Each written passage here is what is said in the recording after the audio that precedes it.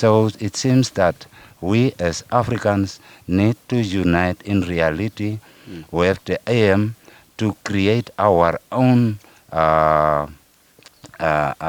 stand, through which we can be able to have the responsibility of developing the people without interference of the whites.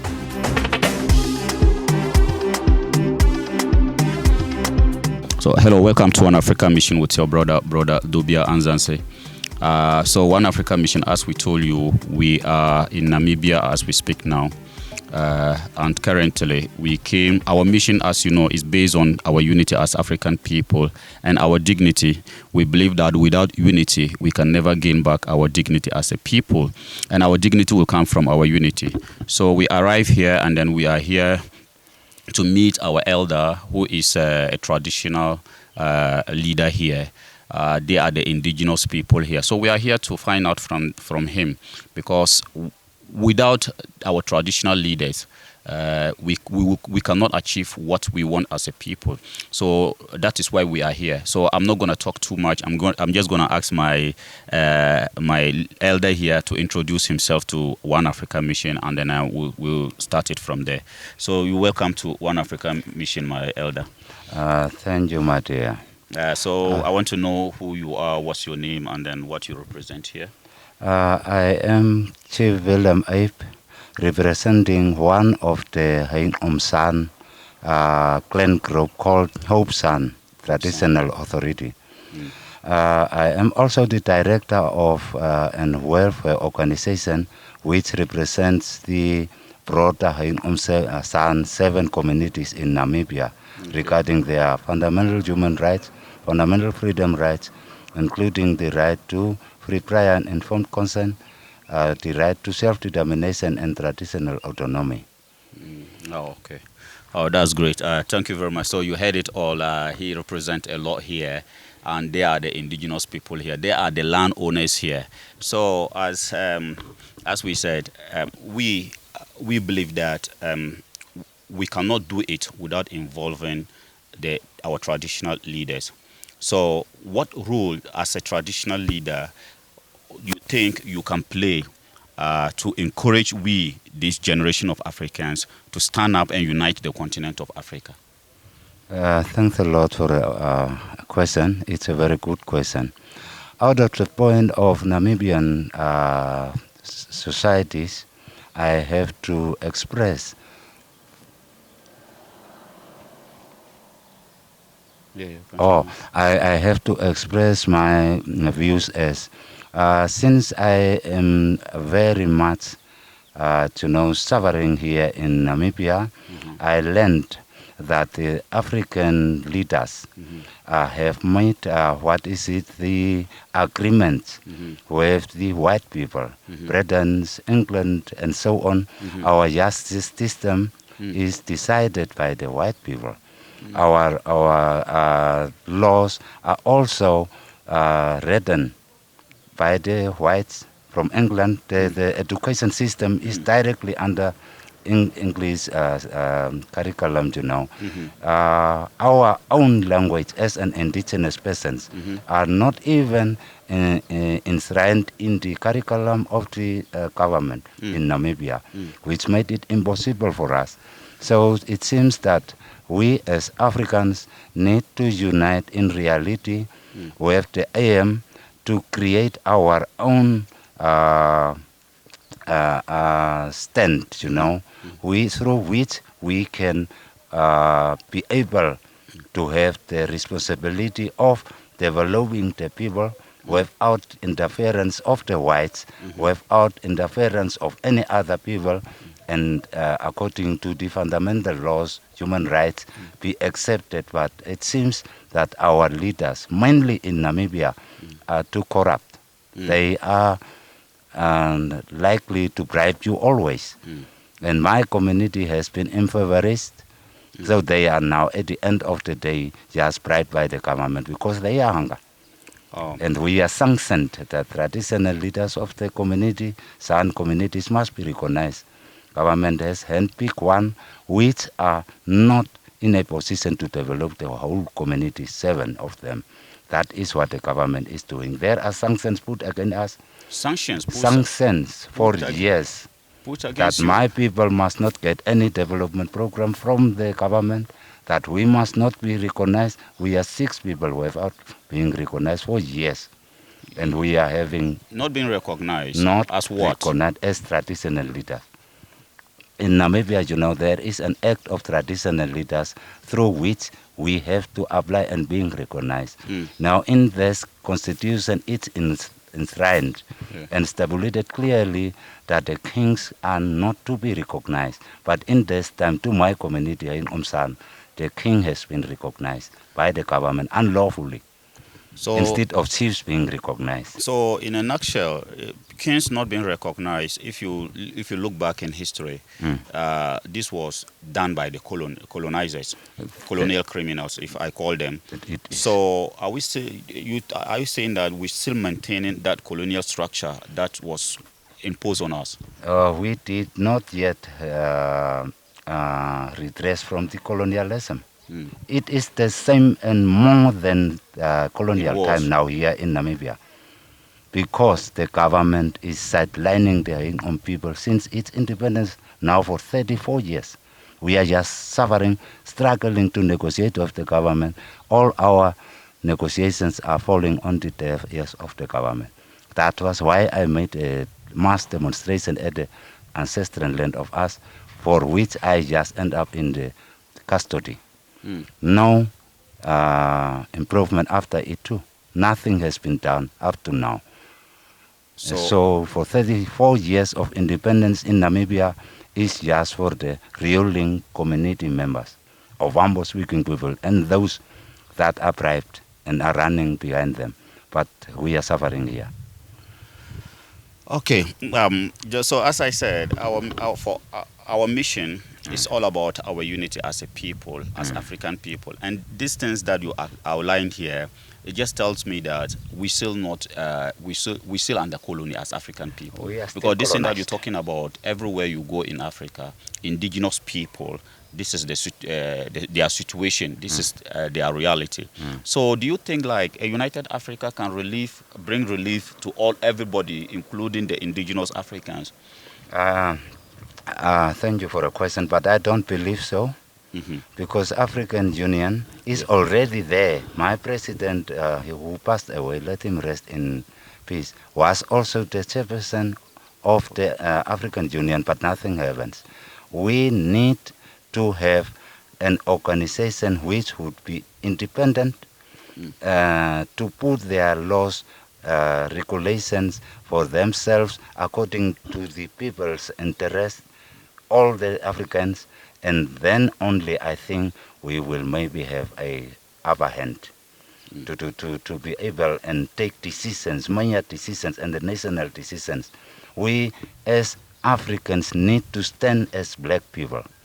We need to look to the history, the past history. Then yesterday even I have been looking to the jokes on the necks, and I have been feeling bad of the European settlers, you know, when they invade African continent.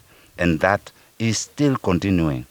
Yeah. Now, as we are talking now, last week even, a person was killed here in the farm, so 10, 12 kilometers from Ocho, from here where we are. And then I am the only one to stand up for them, and I can't. Wow. You know, that is it. People are so afraid to stand up for the rights, and the police are the ones who are also bribed and stand together with the whites.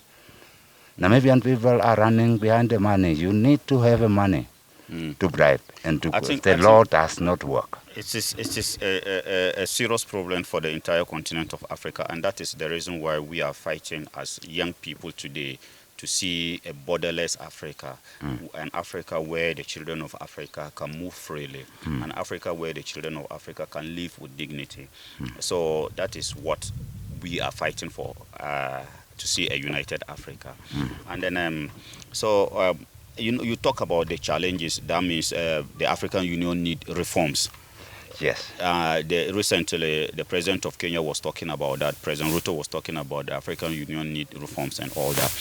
But what do you think is preventing us from uniting the continent? Because it looks like, as we speak now, every African, majority of African people believe that the only thing that can like help us, the only thing that can liberate the continent of Africa is unity. What do you think is like preventing us from uniting, even though we know that it is only unity that is the solution to Africa, the predicaments we are facing as African people? Thank you for the question. On that question, I have to start from the heads, the top figures in the government, always in Africa. Those presidents that we are having are not having interest of the people on their hearts. Most of them. And the agreements that they are making with the foreigners are only benefiting the foreigners, you know. And that is a very big issue. From this one to another one, like in Nigeria, you see, the government is working in close cooperation with what is called Boko Harams. Yeah. Now here, even Yeah. the culprits are assisted. Then you, the person, citizen who is in the line with law, you know, like that. The governments are truly speaking, like mine here in Namibia, is a communist government, as I declare it. No, they are not, since their independence, doing anything in democratic principles. So it is a communist government. However, United Nations free them. And United Nations is also sometimes, in certain cases, sitting back. They are part of our problem. For United Nations, I don't want to even talk about them because they are part of our problem as I have African to people. touch them. Yeah. Because But so like there's this notion that as African people, Africa is a very diverse, big continent. We have so-called different tribes, different culture, religion, and blah blah. And then many people are saying like it's also part of like reasons. It's an like hindrance to our like unity. Do you think we can put those stuff aside? Because at the end of the day, when the colonizers are coming here, they don't really care about who we are. They don't even know our differences. For them, they are here to grab our land and take our resources. So, yes, always in the national meetings. Also, I am mentioning about those little conflicts that we are having from one another can be put aside. You know, the enemy will come and will kill us while fighting. yes. He will be free without any thing to be stopped. He will just, while we are fighting, killing us. Yeah. Meaning we can put our private quarrelings, our private conflicts aside and can come together as unity and stand for our rights. Yeah, just as everybody. Recently, Mama Rekana was in South Africa about 2 weeks ago, and that's what she was telling the elders. Like, I'm sitting down here with you as my elder. She was talking to the traditional leaders, and then she was telling them the same thing. She was saying, we may have whatever differences we claim we have within ourselves, but when it comes to our collective good, then we have to put it aside, because that is what everybody is doing. The Chinese are doing the same thing. They got differences. The Americans, they have differences. Different states have differences. The Europeans, for them, we can't even talk about them because they fought two world wars. But when it comes to dealing with us as African people, they put it aside and they deal with us. So what can why are we not putting that aside? Why are we not putting that so-called differences aside and then just unite for the collective good of the continent? And if I may just chip this in, you are the original land owners of this part of the world. Yes. The San people, isn't it? Yes. Okay. And your land has been taken away from you. You said in which year? It was the plan itself from the Oriental Commission was during 1907 executed with the high fencing, and again they started during 1953, 54 was to displace them and load them out from Etosa, from those boundaries. And move them out. As they came back. Who did that? It was white. The white people. White people. And they are still occupying that place. They're still holding It that. has been owned over by the Namibian government, who's supposed to have been giving us back the land, has also owned it, and we are not benefiting. When I am making traditional festivals, then only I'm getting 2 carcasses of meat, and that is all. Government is just supporting the person who they put in place, who they recognize as the chief. But the person is not serving for us. Person does not have any law know-how. Person came during 1992, after 2 years after independence from the farm. Since he has been born at the farm, and up to 1992, then only the person came in town. But government recognize him because they want to gain through him, as he don't know anything. So I has been put aside. So it's all about who compromise. You refuse to compromise. I am always having an interest of my people, so I don't stand back. I am not to be bribed, and that is the problem. I like the law should pass in my ways. Always the law should pass. Not a person, because he is rich, to come and tell me what to do. No. We all have to follow the law and must be backed by the law. That is mine, and people are not likely for that kind of people. Oh, okay. We're not going to take much of your time. I just want you to give, like, what message will you have for the youth of Africa when it comes to the unity, our unity as a people? Because the future of Africa is in the hands of the youth. What message will you do you have for them? Thanks a lot. I will have a message that I want to reveal to them is they should believe in their communities, who they are. And then they have to believe what we are saying as elders, that colonialism brought us very far from where we supposed to have been. And our lands were dispossessed. It was by the whites. And all the things that we are today suffering has been caused by the white people. So I am saying that African Jews should stand together, working in close cooperation with those. It's not each and every leaders again that the children can work with. They should look into us, observe us, who can play a real role on behalf of them, because there are many leaders which are also compromising the development of the young people, and they will again compose us as one. But they should know that it's not all the traditional leaders and politician leaders who are behind the whites. And there are people who want to develop real freedom, while some are behind the whites. All right, so that's the message from our elder. They are he is a traditional leader here. They are the indigenous people here. They are the original people here, the San people.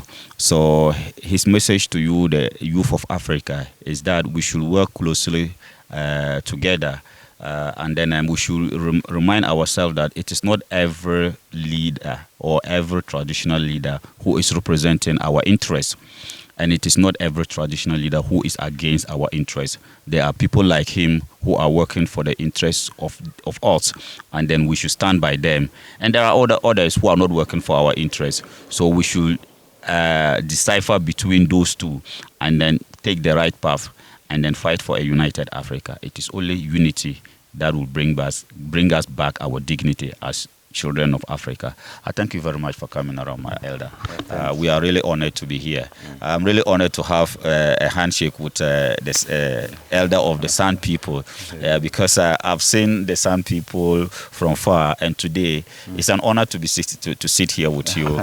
I'm really honored. Thank you very much for granting us this honor to have a talk with you concerning about the unity of Africa. Thank you very much. The One Africa Mission.